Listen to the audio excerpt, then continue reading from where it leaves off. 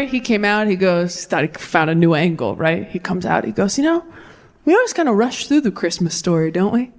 Since we all know it so well. But if you ever really stop to think about what this must have been like for Mary, and all the women were like, oh, and all the men were like, no. Which one's Mary again? Oh, are you talking about the vessel? You talking about the hole we put the Lord in? You talking about the Jesus jar? You talking about the Christ cubby? You talking about the Savior sack? You talking about the prophet pocket? We could keep going, but we have to move on. But that's a fun game to play to come down from the cousin fight, if you want. That Mary POV sermon went over so well for him that he came out the next year all excited. Like last year we talked about what it must have been like for Mary to find out she was pregnant with Jesus. But have you ever stopped to think about what this must have been like for Joseph? And all the men were like, finally, representation. I also think whores are lying to me. Joseph was Mary's betrothed at the time. Again, I don't assume everybody knows all the Bible stories. You grew up in church, you're like, everybody's learning these. Nope, some kids were having childhoods on their bikes. Yeah. Is there anyone in here who never went to church, has never believed in God, never been religious at all? Wow, all in the back. That checks out. Well, you sound very at peace. You sound so relaxed, but how do you know right from wrong? How do you not kill people? Some Christians talk like that. My dad growing up was like, if I weren't a Christian, I'd be in jail. And I'm like, whoa, I'm 6. Let's do Goodnight Moon tomorrow instead of Dad's Dark Thoughts. Some Christians walk around like, yeah, if Sky Dad didn't have me on house arrest, there'd be some mud on my boots. And you're like, cool, let's only hang out in groups. But if you didn't grow up in church, you might not know a lot of Bible stories. You might not know any Bible stories. I won't put you on the spot, don't worry. I used to learn my lesson. One time I asked someone and they panicked and went, VeggieTales! The craziest thing that happened is my mom died of cancer. See? You almost forgot. And then my dad got remarried, and then our stepmom got cancer. She's fine, don't worry. I wouldn't do that to you twice. That's God talking to my dad. And as soon as our stepmom got it, me and my siblings were like, holy shit. Is Dad giving people cancer? We thought he was a carcinogen. We were like, don't microwave anything for him. I think that's how he's doing it. If he had taken down a second one, we would have put a warning on his Christian Mingle account. Like bare minimum, just like, hey, chemicals in here have been known to cause cancer. Ride at your own risk. I feel like some people don't believe me that she's alive. She's completely fine, you guys. She's happy, healthy, great lady. We actually call my stepmom Mom because when my dad married her, nobody was using it. So we were like, yeah, be Mom. Who cares? Oh, I'm sorry. If your principal quit and you got a new principal, they wouldn't be like, this is Lisa. Like, let her be principal. There's an opening. Also, we were so young when it happened and my dad got remarried so fast, I think he was kind of hoping he could just like Indiana Jones switch him out before anybody noticed. You know when you're a kid and your hamster dies and your parents don't want to explain death to you, so they just buy you a new one that looks the same and they're like, no, that's Connie, she just bites now. That's kind of what he did. But with moms. But I never used to talk about any of that. I never used to talk about my mom dying because I didn't want to make people uncomfortable. And also, like most of us with childhood trauma, should be pretty much everyone in here. If you're sitting here tonight going, I don't think I have any, I had great parents, I had a good childhood, and this comedy show, it's not that fun for me. Good.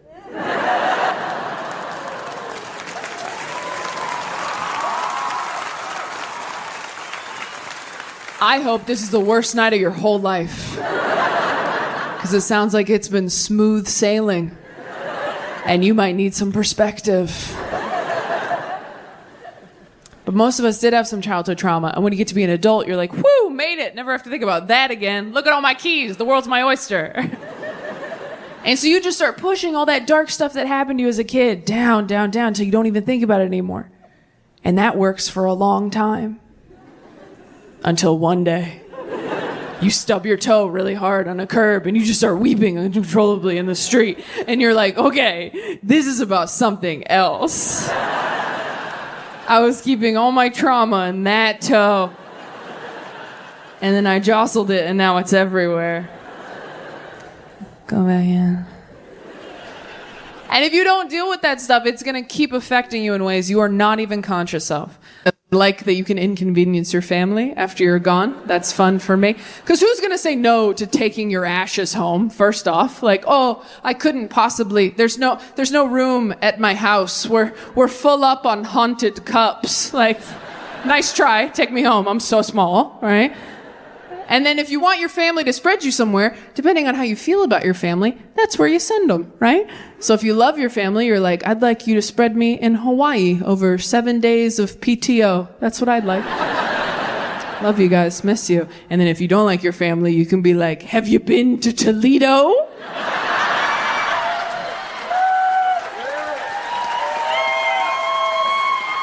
In January. Actually, no, I want you to do it right between Christmas and New Year's. My mom was cremated, and after my mom died, my dad got remarried, and when my dad got remarried, he gave my mom's ashes to my grandma, because return to sender, I guess. You're right, I am so sorry. Return to manufacturer, that's what it is. And his reasoning was, he was like, look, I'm getting remarried and I can't take these into another woman's home. And as his daughter, I was like, yes, you can. But as an adult woman now, I'm like, oh, no, you can't. I've dated straight men. I don't like it when they follow their exes on Instagram. You're telling me if he brought a little baggie of her bones inside and was like, this lives under the TV forever, I'd be like, cool, love that there. No, I'd be passive aggressive at best. I would probably flush a teaspoon of her every day. Just.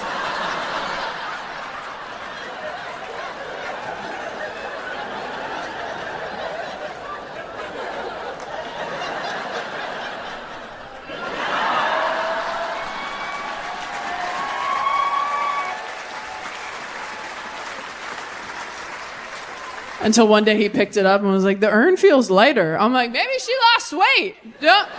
Not you body shaming the urn, babe. You know what's funny about that joke? I don't even really feel that way anymore.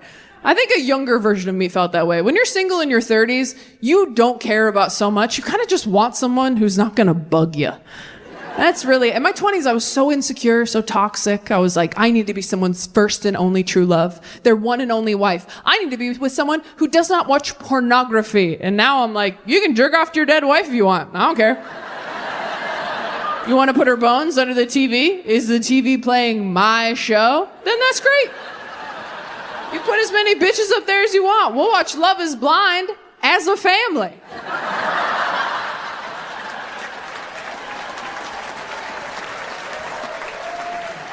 I told my buddy Dustin that, and he goes, what if you married a guy who was still in love with his dead wife? And I was like, she's not coming back. What do I?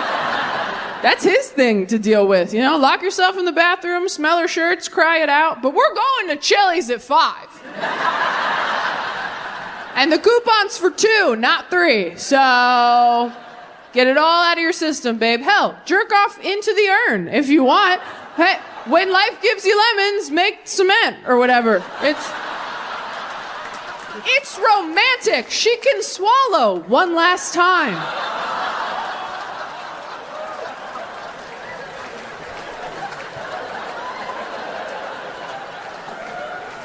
Shame on you for laughing at that. I do think my fear of... Now, does anyone think they have a weird sleep tip? Super weird. Oh, wow. We got a confident hand right here. What do you got? What is it? Sleep in a different city? Bitch, do you know what my job is? Sleep in a different city? Know your audience. All right, what else we got? That was not a strong start. Anybody else have anything? It's okay if nobody does. Oh, we do right here. One thing I found is get a very firm, advanced back support mattress. Get a very firm mattress. Okay, do we need to hear the instructions again? If you think you have a weird sleep tip that I have never heard of, I would love for you to raise your hand and tell me. But if no one has anything, that's completely fine. We have one hand over here. What have we got, Glasses? Cat plus Xanax. Cat and Xanax. If you think that I don't have Xanax, this is your first show with me. Okay, all right. Well, if nobody else thinks, look, it's fine. We're okay. Well, what about here, right here? What is it? Rhythmic breathing. Okay, you guys, I'm gonna be honest. Y'all shat the bed on this one.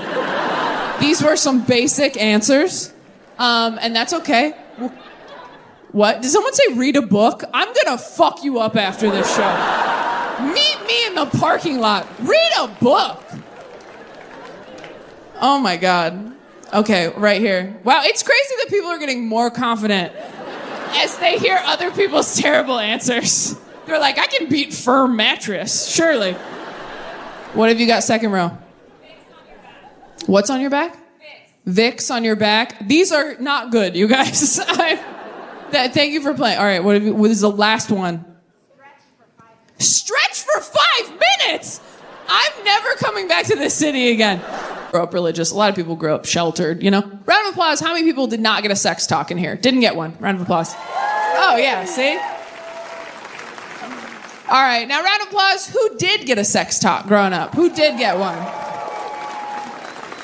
You did right here. Do you mind me asking you how old you were? Is it okay that I'm talking to you? I just want to make sure. If I talk to you and you're not into it, that's completely fine with me. I wouldn't talk to a live entertainer either. Do you consent to crowd work? I need a verbal yes, not just a thumbs up. Yes, see? Not that hard. That's how it's done. All right. All right. How old were you when you got the sex talk? 9. Okay. That seems a little early, but also kind of okay. I don't know how tall you were at 9. Right? Were you asking questions, or were your parents just like, it's time? My mom took me for a picnic in the garden. Your mom took you for a picnic in the garden? Fuck you so hard. Are you serious? Your mom took you to a picnic in the garden to tell you the horrors of sex. I'm sorry, I'm having an emotional reaction to that. That's the most beautiful thing I've ever heard. This secret garden sex talk.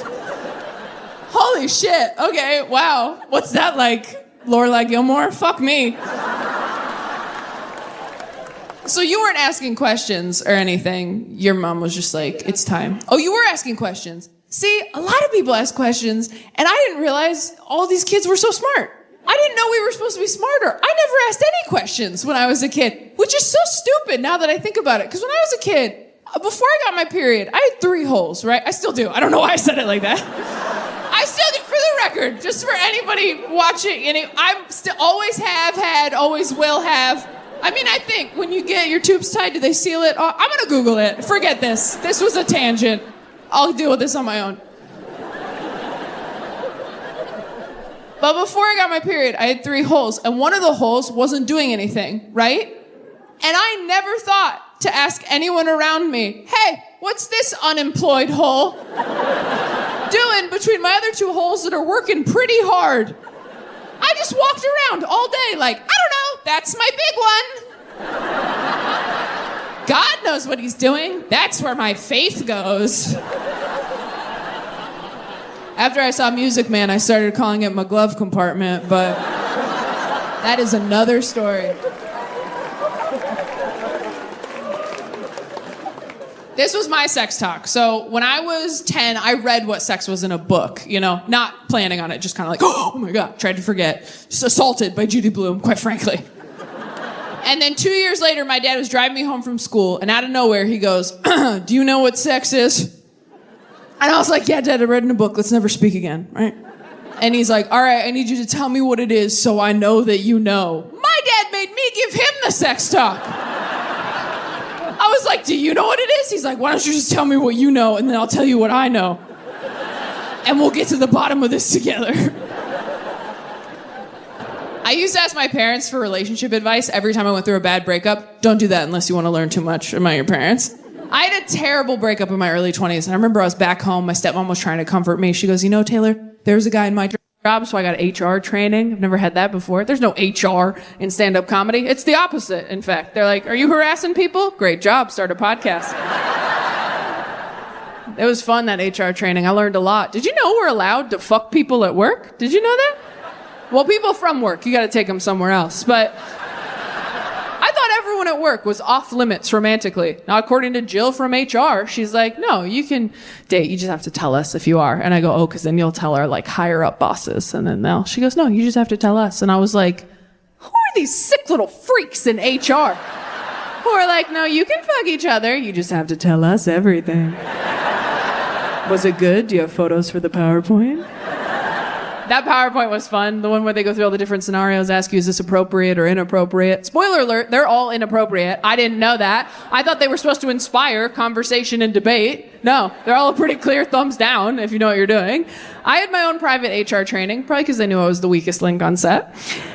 So they did it during my hair and makeup. So it was me, Deb, and Havana who did my hair and makeup for the show. Jill is going through all the different scenarios, right? She goes, all right, scenario number 1. Kyle tells Sharon on her birthday, doesn't matter how old you get, I would still be down. And he winks at her. Is that appropriate? And we were like, do you have a picture of Kyle?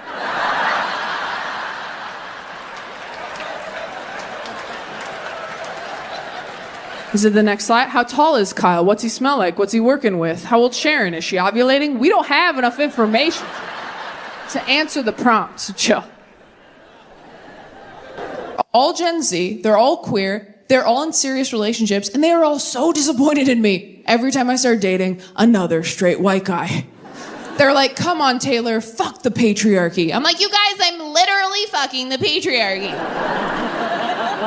Do you know how hard it is to continue dating straight men when you are surrounded by 3 queer relationships up close? Queer relationships are the most beautiful, thoughtful, creative things I've ever seen in my life. My sister and her partner are in a romance novel. Every time I talk to them, I'm like, hey, I know you had a hard week at work. You doing okay? And she's like, yeah, I did. So to cheer me up, my partner got me my favorite snack in a limited edition flavor. They got me a little vial of sand from the beach we went to on our first date. And you know how I always wanted an easy bake oven growing up and never got it? They found one on eBay. I'm like, oh my God, are they cheating on you? She's like, what? No, they just listen to me when I talk and remember things I say. And I'm like, what? No, go through their phone. This shit stinks. Go through their phone, trust me. She's like, okay, how are you and your boyfriend doing, Taylor? I'm like, oh, we're good. My boyfriend bought me a hot dog because he wanted one, and I was there too. You had to be there. It was so romantic. He was like, what? Sorry, too, I guess. I don't mean to shit on straight guys. You're very sweet. I've dated a lot of you, but oh my God, you are so proud of yourselves for almost nothing in a relationship. It is impressive to watch. Honestly, a straight man will put a candle in his bathroom and be like, I changed my whole life for you. And you're like, you didn't even light it, man. It kind of smells like lavender if you get down real close. I'd trade this candle for a slice of empathy, if I'm being honest with you. Have you tried to explain the concept of empathy to a tall, handsome white guy? That is a delicate conversation. You're like, okay, imagine that you're me, but I'm not. Okay. Hard to argue, touche. Imagine that you feel how I feel, but I don't. Okay. Imagine that you could feel how I feel. I never will. Okay. Imagine you're a basketball player. Okay. What else? I like this game. Fine. All right. So in this analogy, you're a basketball player. And you're a really great teammate. How about that? You love your team. You're loyal to your team. You do everything for your team. And your team is not noticing. Your team is not appreciating you for all you do, for the MVP that you are. And this week, your team forgot your birthday. Now, how does that make you feel? That sucks. Yes.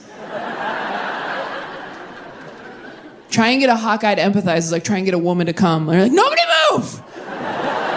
We're so close. It's a car alarm. It's a car alarm. Stay focused, please. Work so hard.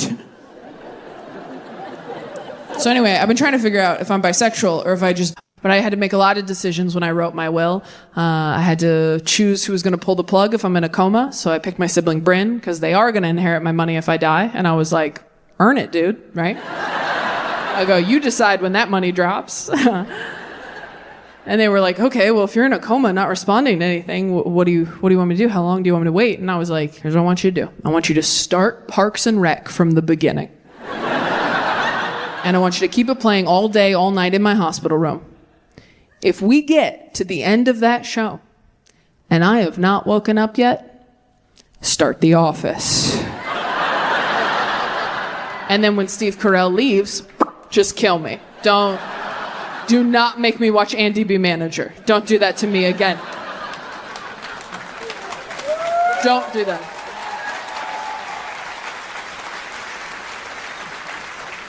I was queer in the last couple of years. And, oh, thank you. Thank you. That's really nice of you. Because let me tell you, coming out as bisexual at 30 feels like saying to a waiter, by the way, it's my birthday. They're like, cool, sing to yourself. You're a grown woman. So you're like, excuse me, I was very brave. I just came out. They're like, yeah, but the coast was clear, wasn't it, babe? Like, I would have come out sooner, but I have 3 younger siblings, and they're all queer, and they kept coming out. They just kept popping out like little groundhogs. And every time another one popped out, I was like, well, that's 6 more months of heterosexuality for me, I guess. I was also hesitant to come out as bisexual because there's a stigma around it, right? When you say you're bisexual, a lot of people assume that you are good at sex. And I'm not, guys. And I refuse to get better. All right? I'm not learning any more tricks, okay? I turned 30, I was like, shut it down. As Jesus said, it is finished. I'm hitting save progress. I'm going to die on this level. But I didn't want to tarnish the brand of bisexuality. I didn't want to bring down the team. I have so many queer friends who are so open and free with their sexualities. It's like, oh, it's so fun. I have so many like Samanthas in my friend group, and they're so fun and inspiring. But I also think we need some gay prude representation as well. I've been working on anxiety in therapy. That's been my main focus for the last few years. Anybody have anxiety? Does anybody struggle with panic attacks? Has anyone ever gone to the emergency room for anxiety or panic attacks? Oh, a few of us. Look at that. What do we think was happening? Heart attack? Yeah. And then you get there and they're like, oh, it's actually your mind that's attacking you. Yeah. I'll make you feel better. I went to the emergency room once because I fell asleep in AirPods, woke up, couldn't find one, thought I swallowed it.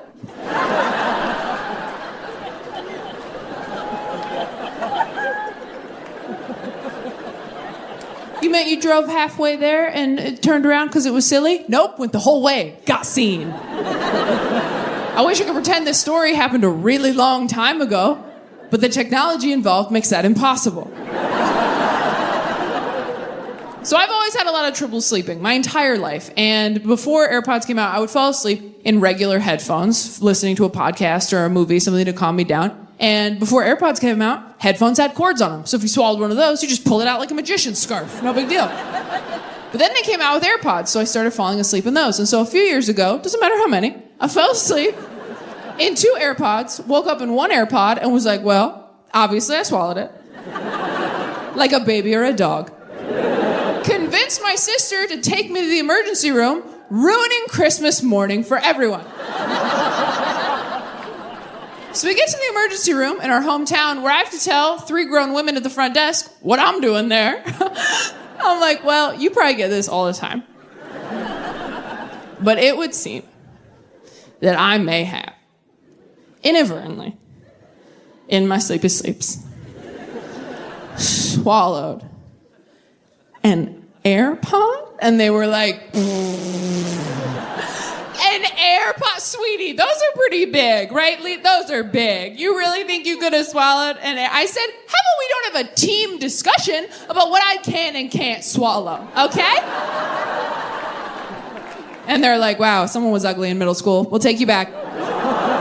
So they take me back. We're waiting for a doctor, which, by the way, I don't know what I thought a doctor was going to do if I had, in fact, swallowed an AirPod. They're not going to perform surgery. They're going to go, oh, my God, yeah, it's in there. Well, stop at Taco Bell on the way home. Good luck. Taco Bell, good for every occasion. I don't know what I thought thought the AirPod was gonna do to me damage-wise in there. I'm like, what if it's still charged? What if it electrocutes my intestines or starts playing Glee covers and everyone can hear? My sister's like, you deleted them all. I'm like, not all of them. Some of them are bangers. Before a doctor can come in to see us, my other sister calls us from home and goes, hey, yeah, we found it in the pillowcase. Does Crazy want to come home and have pancakes now? I'm so embarrassed. I want to sneak out the back as quickly as possible. I'm like, let's just go. Let's just leave. And my sister's like, you can't just disappear. They're going to think something bad happened. I was like, something bad did happen. Let's go. She's like, that's an emergency exit. I'm like, it's an emergency room. It's a regular exit. Let's leave. But here's my problem with the emergency room. When you are having an anxiety or panic attack, it is your only option, which is why I think they need to open a second option right next door called the anxiety room. All right? So you have the ER and the AR. And the ER is where you go when you've been shot, stabbed, you are actively bleeding. That's where you go, you fill out all that complicated paperwork, because that seems like the time to do it. And then the AR is where you go when you're like, I don't know where the bad is, but it's in me somewhere.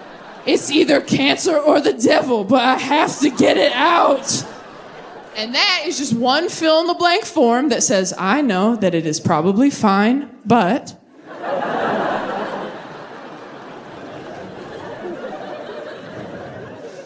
my bones feel itchy. I don't know! I just need someone in a white coat to tell me I'm stupid.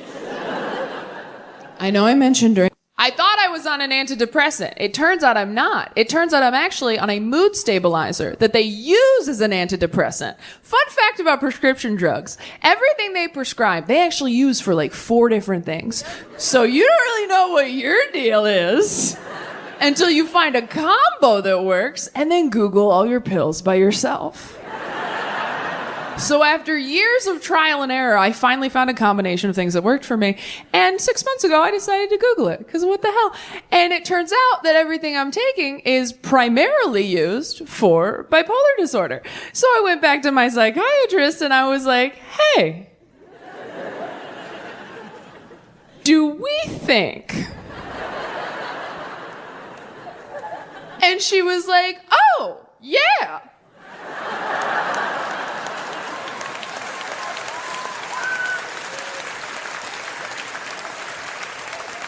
And I was like, is this how you fucking tell people? And she's like, no, of course not. We didn't know. I'm glad we figured it out. And I was like, we? I said, you really didn't know that I was bipolar? And she goes, no, of course not. We thought we were treating anxiety and depression. And I said, okay. Because this kind of feels like a putting your dog's medication in cheese situation.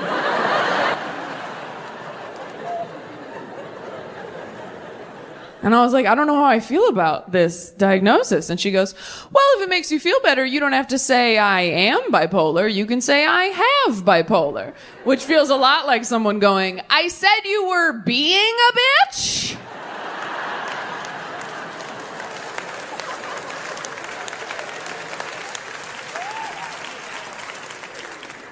I'm so glad I know that I'm bipolar now. I mean, I have the right meds. I got a mood ring. I'm handling it. But when I first found out, it was a very tough pill to swallow, and I've swallowed a lot of pills. Because when you first find out something like that, you're like, oh man, am I gonna tell anybody? Should I tell anybody? And if I do tell people, am I hot and or talented enough to be an inspiration?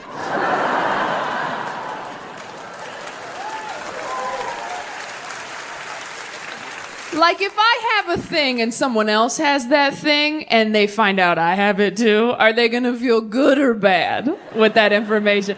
Because when I got diagnosed, they started listing names. They were like, you know who else is bipolar? Selena Gomez. And I was like, that does make me feel better.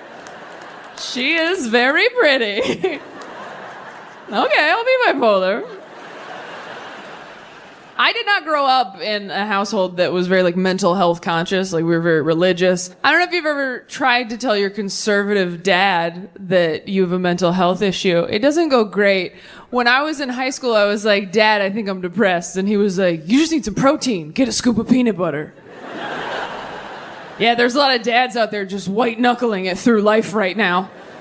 clinging to a jar of chunky Jif like it's the answer. Just a buoy in the storm. It'll pass.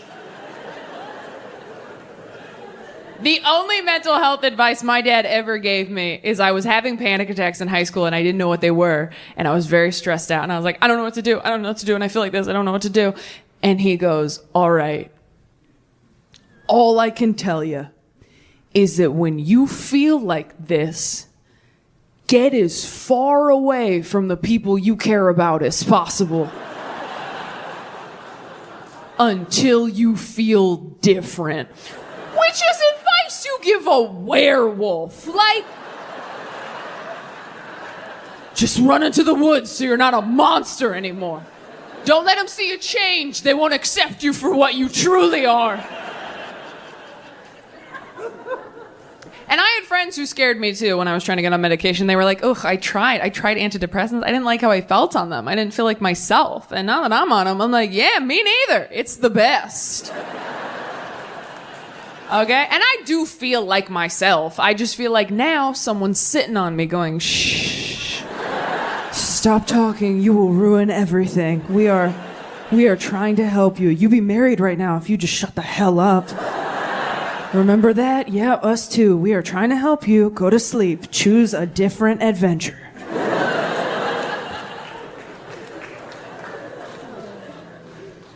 And they warn you about the side effects when you get on medication. They go, your sex drive might go down. And I'll be honest, I have experienced that since I got on medication. But I can't tell if my sex drive is lower or if my self-esteem is just higher now.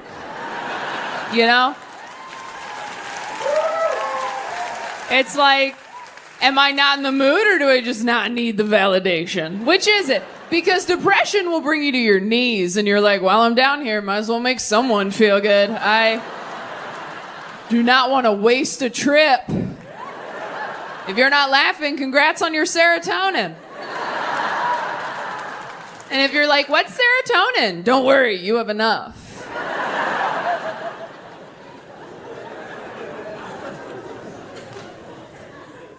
I wasn't sure if I was going to talk about it on stage, and then I needed new material, and I was like, fire sale, everything goes. No, truthfully, I was surprised that I felt so bad about it, because I think I'm pretty open-minded, and I don't think anybody should feel bad if they get diagnosed with a mental illness, because it's just information about you that helps you know how to take better care of yourself. Yeah. Being bipolar, there's nothing wrong with it. Being bipolar is like not knowing how to swim. It might be embarrassing to tell people, and it might be hard to take you certain places.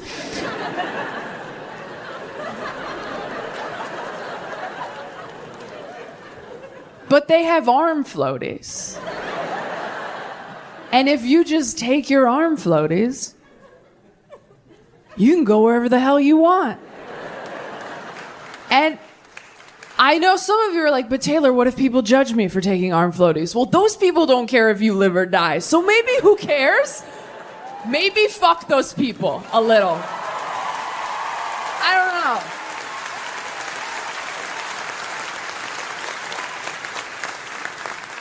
That being said, you have to take your arm floaties.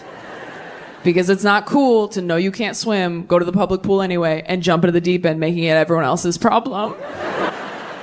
And you're thrashing around going, I'm good. They're like, you're literally drowning. And then someone nice and handsome jumps in to help you. And you're like, see, I'm fine. I can totally swim. And they're like, no, you're holding him underwater. You turned Kevin into an arm floaty. And that's not a fair relationship for Kevin. Then someone floats by you on their back and you're like, what was that? And they're like, oh, that's someone whose parents supported them in the pool. Until they could be trusted not to die. Here are your arm floaties. I was very nervous to tell friends of mine I was bipolar because I thought they would think of me differently. And then I told all my friends, and nobody did. And it was actually pretty insulting. Because I've had friends tell me they were bipolar, and I was like, what? You? You're kidding. And then I told my friends, and they were like, that checks out. That connects a lot of dots for us. I told Dustin, one of my best friends in the whole world, and he goes, yeah, your mental illness was kind of like your middle name. I didn't know what it was, but I knew that you had one. My dad was so religious growing up, he used to insist on praying out loud in restaurants before we ate dinner, which is fine if you're into that, but keep it short. He wouldn't do that. He would do long, drawn-out prayers full of personal details that none of us signed off on at the table, which made puberty pretty rough with your dad in public, just like, thank you, Lord, for this food. Thank you for bringing us here together. Thank you that Taylor's a woman now and is getting the help she needs in math. I'm like, can you not tell this Chipotle that I'm bleeding and can't subtract? I think God knows. It's why I don't feel bad telling jokes about my parents on stage now, because anytime they're like, do you have to air our dirty laundry in front of strangers? I'm like, hometown buffet, 1998. You told everyone within a 5-booth radius that I shat my pants the night before. I can say whatever I want. I'm not religious anymore. I have had some friends find religion as adults recently, which is very upsetting. If you grew up religious and you're not anymore and your adult friends find religion, it feels like God is your shitty ex-boyfriend who's now getting it together for your friend, and you just have to watch it happen on Facebook. They're like, have you met God? He's amazing. I'm like, yeah, I grew up with God. He's a douchebag, all right? Did he tell you you were broken and you need him? That's his move. That's what he does. He says that to everybody. Don't drink what he gives you. You drink that, next thing you know, you're eating his body, the Holy Spirit's inside you. It's a whole system they have over at that frat house they call church. Who else uses Roman numerals?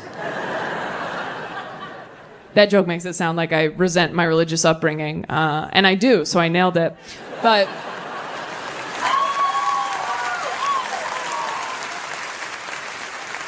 no, honestly, if I had to come up with some stuff that was like positive about me growing up religious, I'm sure I could with enough time and money. But I do have some issues with it. It gave me some serious trust issues. And it just made me weird growing up in church in ways that I am still discovering. For example, I just found out that I masturbate wrong. I will back up. Okay, so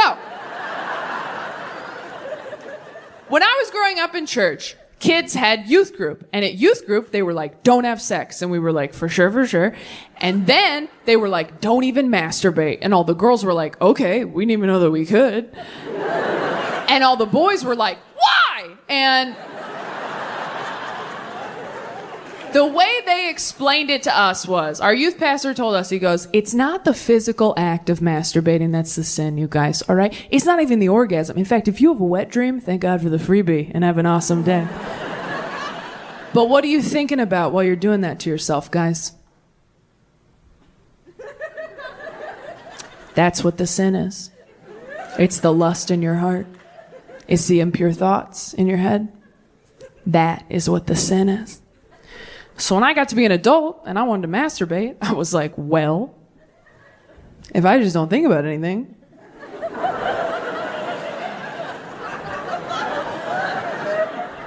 I could probably still go to heaven, right? Just like clear your mind, get in there, get it done. See you soon, Jesus, right? Touch nothing but the lamp.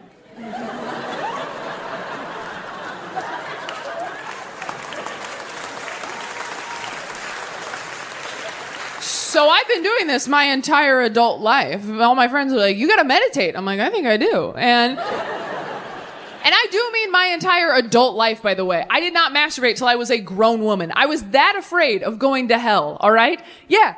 I had my first orgasm with my college boyfriend. Do you know how embarrassing that is to get your first orgasm from another person? That's like having a realtor show you your own house. They're like, and over here we have a second bathroom. You're like, a second bathroom? Like, you've been here for 19 years. You never went poking around on your own? You're like, I did once, but I thought Jesus would get mad. So, yeah, I don't actually own this place. I'm just renting it from the guy upstairs. And if I flood the basement, I do not get my security deposit back. So Is there anything else I should see while you're here? She's like, yeah, let me show you the doorbell. I'm like, oh, is the doorbell even important? She's like, the doorbell is the only thing that matters. Nobody comes inside without touching the doorbell.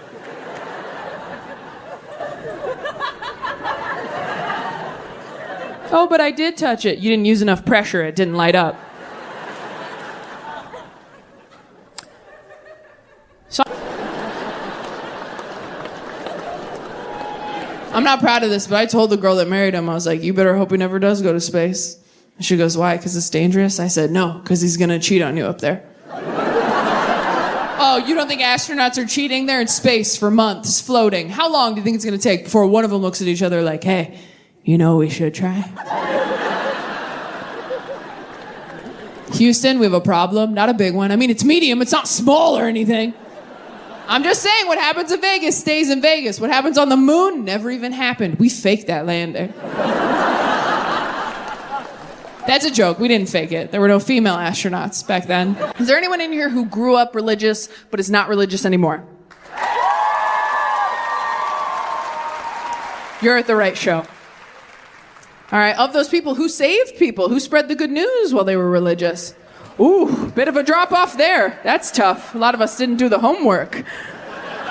You saved people while you're religious, but you're not religious anymore? Okay. Do you ever feel... Serious question. Do you ever feel like maybe you should, call those people? Just a courtesy call of hey, remember what I told you about forever? I don't know.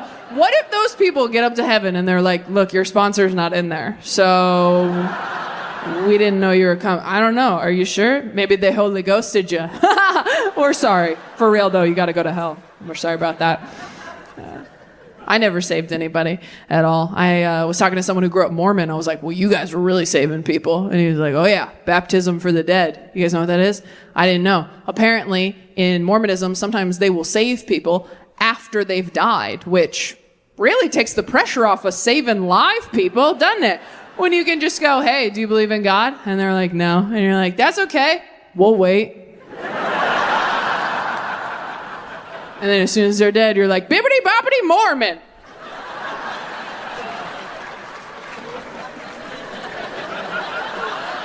This is how you get a soul to heaven, right?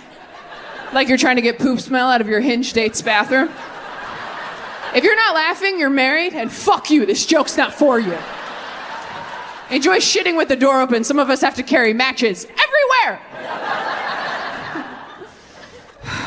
I have a friend who said they knew Prodigal Son, and I go, oh, you know the story? And they're like, oh, no, I just think there was a show or something. I've heard the term, right? If you don't know the story of the Prodigal Son, it's a story that Jesus teaches, it tells in the Bible to teach a lesson, right? So in the story, there's a rich dad, and he's got two sons, and the older son does everything right, because he's the oldest, and the younger son is like, I want my money now.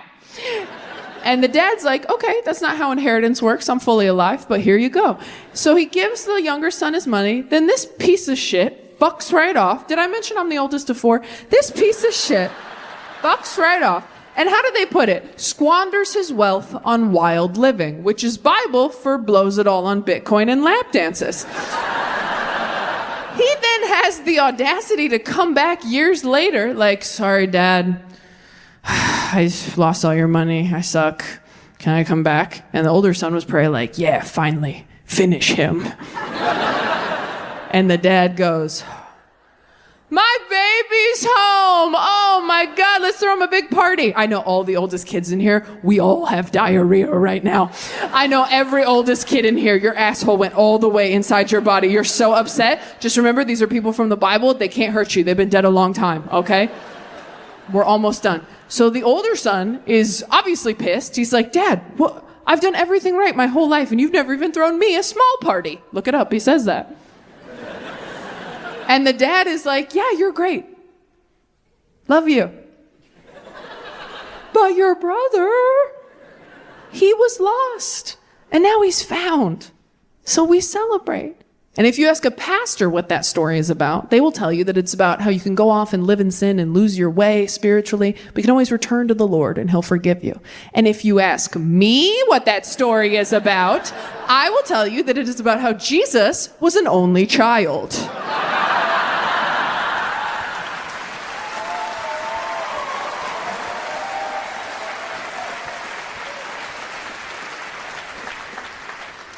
For work. He and I have very similar jobs. We're both out here on the weekends, changing lives. No, he hates it when I say that. He hates it so much. I'm always trying to talk shop with him. I'm like, hey, Jim, how was your early show? He's like, it's first service, Taylor. I'm like, well, I just noticed you had a heckler on the late one. He goes, that person was yelling amen and hallelujah to agree. I'm like, that's the worst kind of heckler, Jim, because they're being supportive, but they're still disrupting your flow, right? I go, I donate 10% of what I make, too. He's like, to who? I'm like, my agent, but it's still a tithe. I'm like, I'm kidding, Jim. I know we don't do the same thing. But think about this. I make them feel guilty Saturday night. You save their ass Sunday morning. I set them up. You spike the ball. You're welcome. I helped.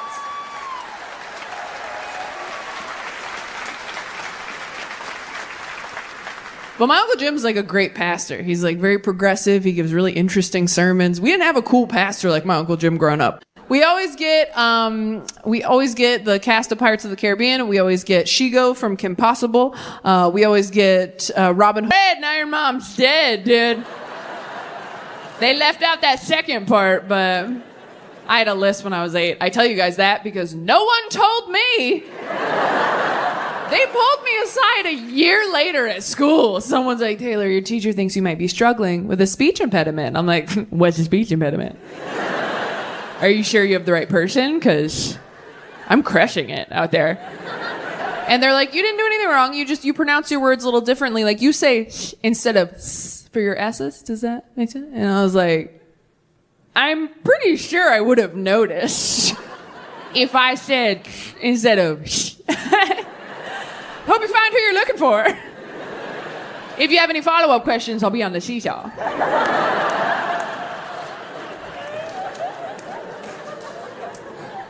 I know dead mom jokes make people uncomfortable. I know that. And if you are uncomfortable, I don't know what to say. You should have worked harder, so it was you up here.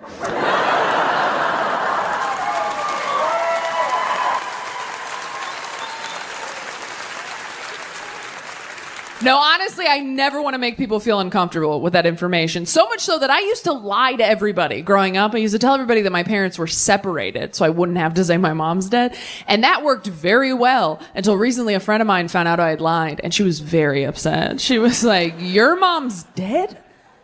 Taylor, you told me your parents were separated. And I was like, well, they were.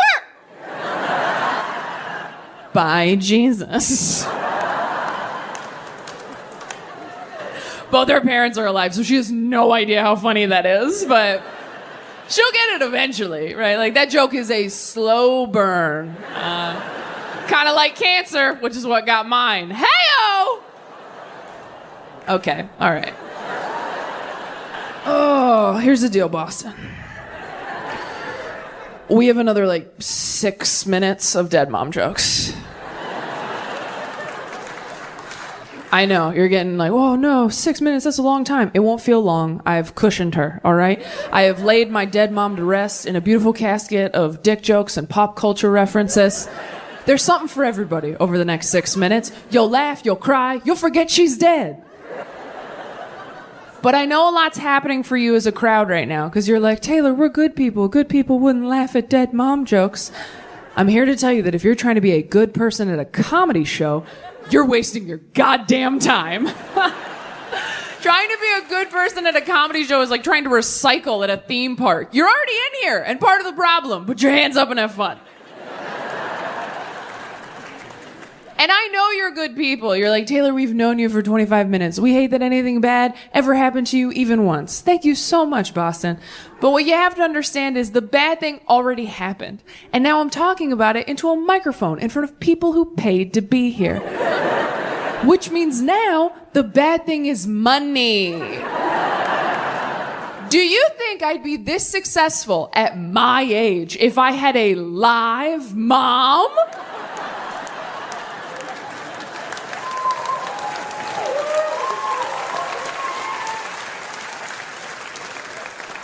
Fuck no! I'd be a creative writing teacher who loved myself, and I'd be sitting in the dark with you peasants, okay? She's in heaven. I'm on Netflix. It all worked out.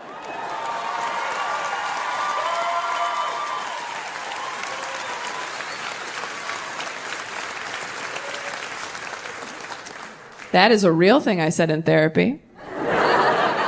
To which my therapist responded, you should come in twice this week.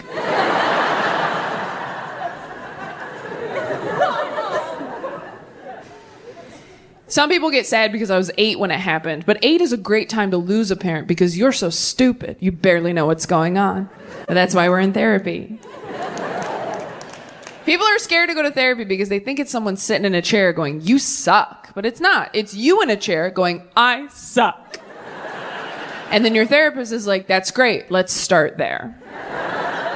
Therapy just helps to get to the bottom of why you're trash, okay? You go into therapy and you're like, here's all the stuff that sucks about me. And she goes, okay. And she puts it all up on the wall like you're solving a crime together. Fun! And then she gets some of that red string that detectives use at home when they've been thrown off the case for going rogue.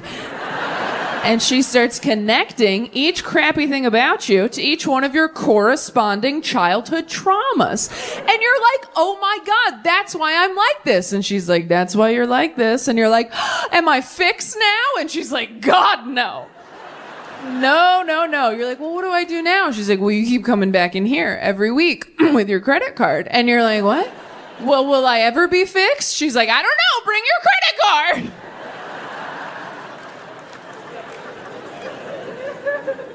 I've got to the bottom of a lot of stuff in therapy. I'm an emotional eater. I don't know if anybody else identifies with that. Cool, 7 people. Everyone else is like, no, we just eat till we're almost full, and then we thank God for the opportunity, okay?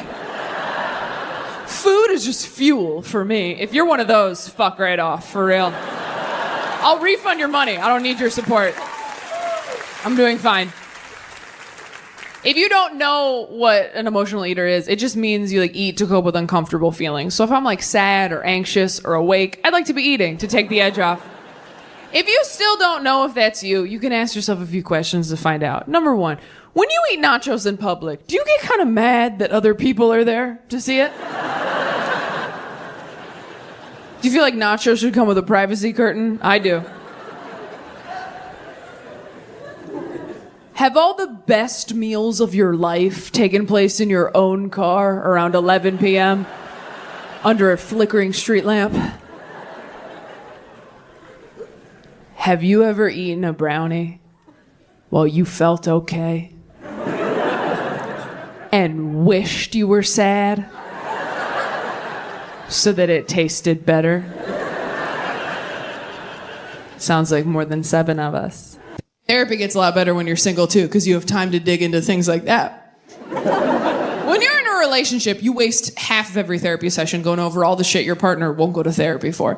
When you're single, that's an hour of you every week. It's almost too much time. You really got to start doing your homework on your days off. After my last breakup, I was coming into therapy hot every week with ideas like, hey, you know what I realized this week? The elementary school I went to growing up, across the street from a cemetery.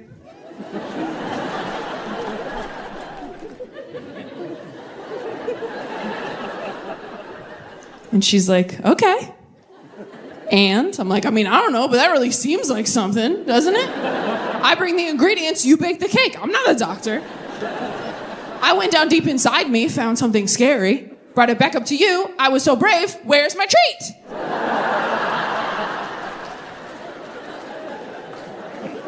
So brave. Favorite client.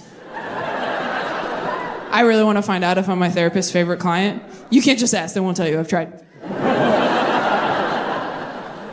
The only way I can think to figure this out is to get in touch with another one of her clients. And then me and that client plan to call her over the weekend, separately, at the exact same time. Suicidal. And then we just see whose call she takes. We both want to end it. Who you want to keep here, Dr. S? And then whoever wins that face-off, we go to the next set of clients. And we just kind of do brackets, you know?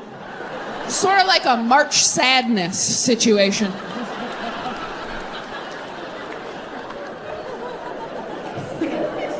If cool Christians love to let you know they're cool, they do. They love to, like, swear in front of you. They're like, look, I understand why you have doubts. I get it. I watch the news. Shit is fucked up. Then they look at you like they did a trick on a skateboard.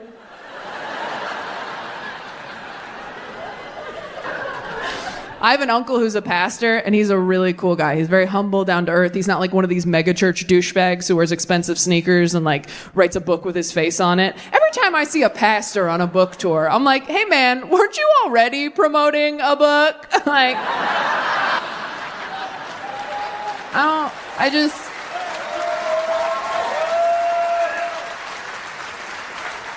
how many bestsellers do you need, Joel?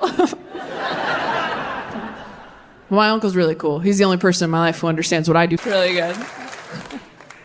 That was not the feedback I kept getting from romantic partners, by the way. That's not what finally made me get help.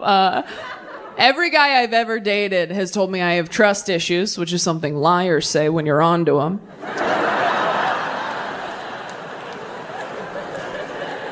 You have trust issues, babe. You have a hot coworker and a locked phone, so...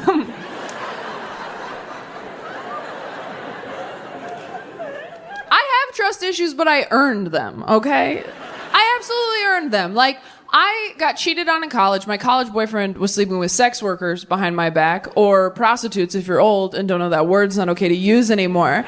Sometimes older crowd members can get confused because they're like, what is a sex worker? Is that what my granddaughter does on Instagram? And you're like, no. She's just hot. That's a FabFitFun box. That's a different thing. Your granddaughter doesn't, that's not a job. That's not real. You can't say prostitute anymore. Calling a sex worker a prostitute is like calling a comedian a clown. You're not technically wrong, but you are a fucking asshole. So. But I told my therapist I got cheated on like this, and she didn't say what I wanted her to say, which was, poor baby sweetie, this session is free. Instead, she goes, well, you might be a self-fulfilling prophecy. And I was like, oh. And she's like, no, it's a bad thing. And I was like, oh. Well, then could you say I have self-fulfilling prophecy? Is Selena Gomez a self-fulfilling prophecy? And I said, what does that mean? I'm a self-fulfilling prophecy. And she goes, well, sometimes we expect someone to treat us poorly, so we treat them like they're going to treat us poorly until they do. You thought someone was going to cheat on you, so you treated them like they were going to cheat on you until they did cheat on you. And then you were like, see? And I was like, oh, so I'm a witch.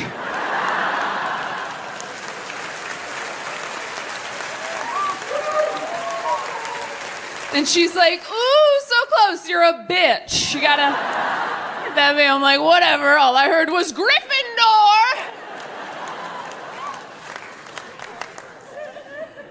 I am working on my trust issues. I was so much worse when I first started seeing my therapist. I told her, like, first session, I was like, the guy I'm dating keeps answering my phone calls, hey, beautiful? And she's like, so what's the problem? I was like, I mean, I don't know yet.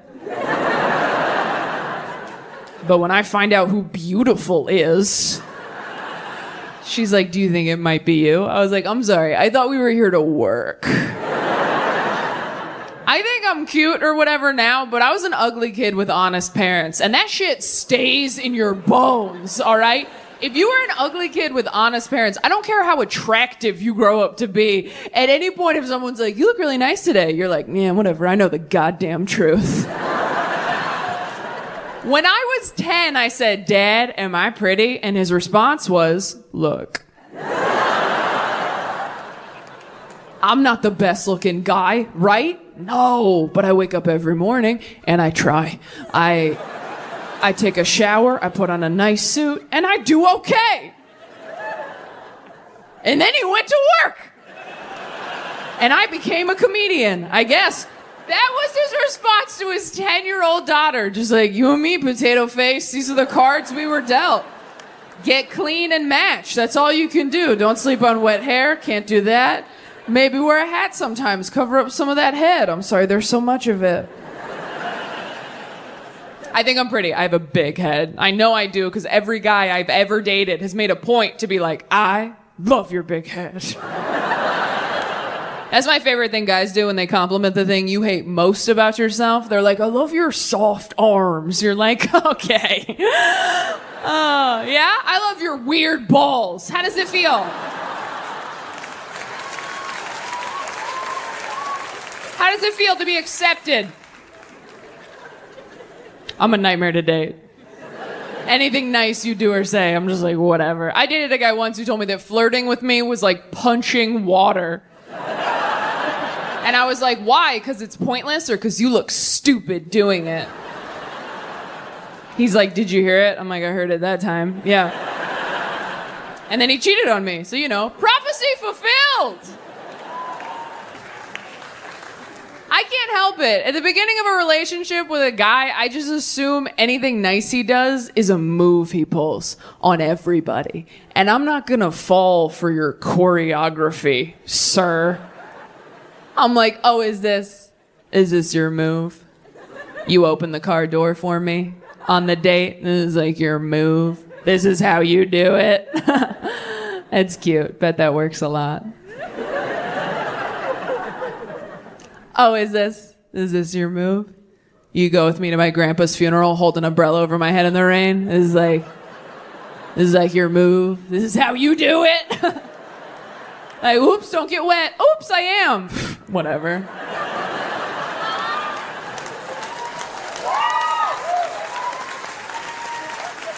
This ain't my first rodeo. I used to have 2 grandpas.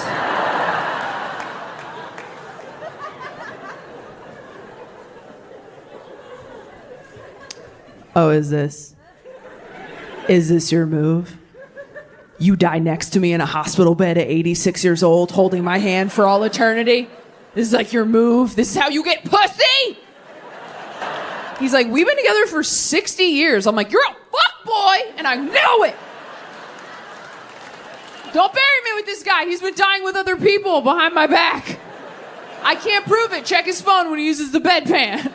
I turned 30 2 weeks ago. And that means, thank you. And that means that I have spent the last 14 years of my life trying to get good at this, trying to get good at stand-up, trying to have the career that I am now fortunate enough to have. Thanks to all of you, honestly, yeah.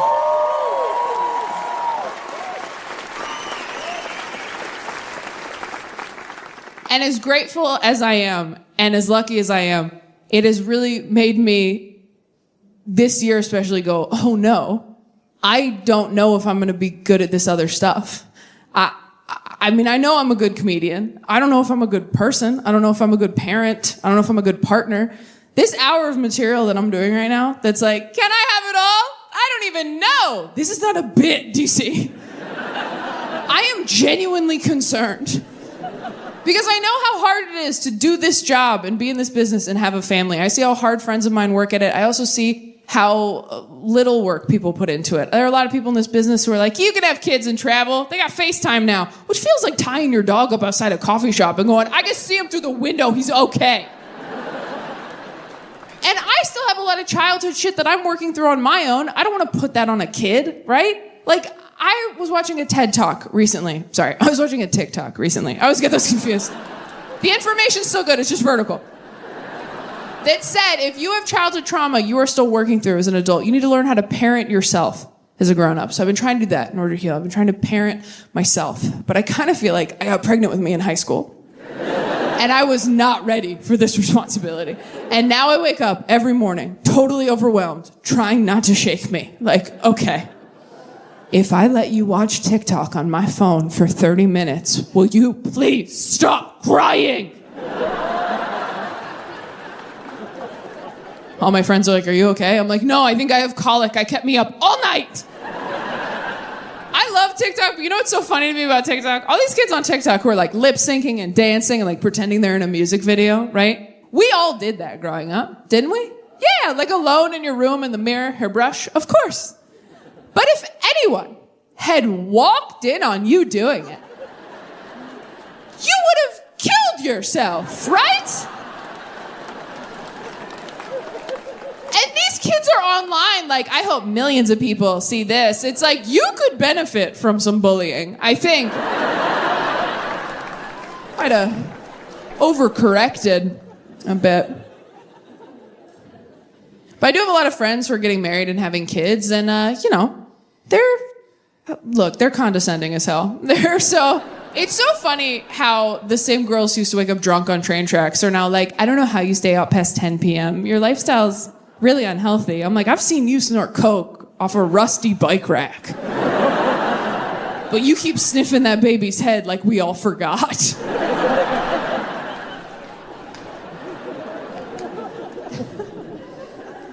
But my friends who have kids and are married, like, they complain about their jobs, and I do the same dismissive thing right back to them, where I'm like, well, yeah, but you're married, so you're fine. They're like, yeah, but I'm miserable 60 hours of the week. I'm like, yeah, but you have your dream dick, so you're fine. And it's not great, and I think part of it is that we're all turning 30, and 30 was this age in our heads where we're like, well, by 30, we'll have all our shit together, right? So that kept us going through our 20s. We're like, we're 25 and we're garbage, but in 5 years, we'll have it all figured out. And then you're like, I'm 27 and I'm just a piece of shit, but I have 3 years to turn this around. And then you're like, okay, I'm 29, crunch time, bitch. And now that we're all 30, we're like, oh shit, our lives are not going exactly as we always pictured them. And so now there's this weird comparing that's going on, this weird tension. Like, I know that all of my friends both pity and envy me. Just like I know that I both pity and envy them, right? I know my friends look at me and go, yeah, I mean, I would probably focus on work if I was all alone. And I go, yeah, I'd probably have a bunch of kids if I had no talent. So we're all...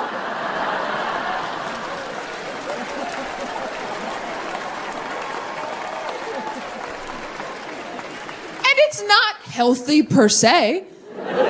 But I do think it's good to focus on what is going right in your life. I think that that's gratitude. I think that that's important. And it has gotten me through a lot of weddings and baby showers to have my dream job. To sit in the back row like, yeah, whatever. Have your bullshit love party. Hope it works out. I'm still gonna have the coolest job of anybody you know. And that was true until somebody married an astronaut. And everybody's so impressed. I guess astronaut beats everything. They're like, you gotta admit, Taylor, that's the coolest job. And I'm like, oh, he's gotta wear a costume or he'll die? Fuck off. That's a dumb job. Now, if I can't breathe somewhere, I don't go there, Dan. That's just science. Dan hasn't even been to space, you guys. He just goes to work and practices space. That's his job. He goes in, they put him in a roller coaster ride. They're like, don't throw up. He's like, you got it, Captain. What a hero. Fine. Of being single. I used to just jump from relationship to relationship to relationship because I was so scared that I was going to die alone. And now that I'm older, I'm like, I'm not going to die alone. I don't go hiking by myself, all right? Someone will be there when I die. A doctor, a murderer. Someone will bear witness. But I've been single for the last year now, and it has been the most relaxing year of my entire life. It has been lovely. Waking up every day going, oh, no one's gonna make me cry today but me.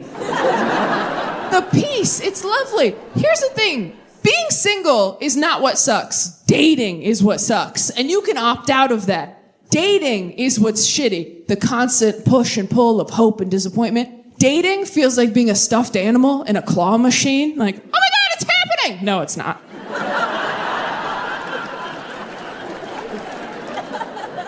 Oh my God, here we go. Wow, can't believe I told people. That's embarrassing.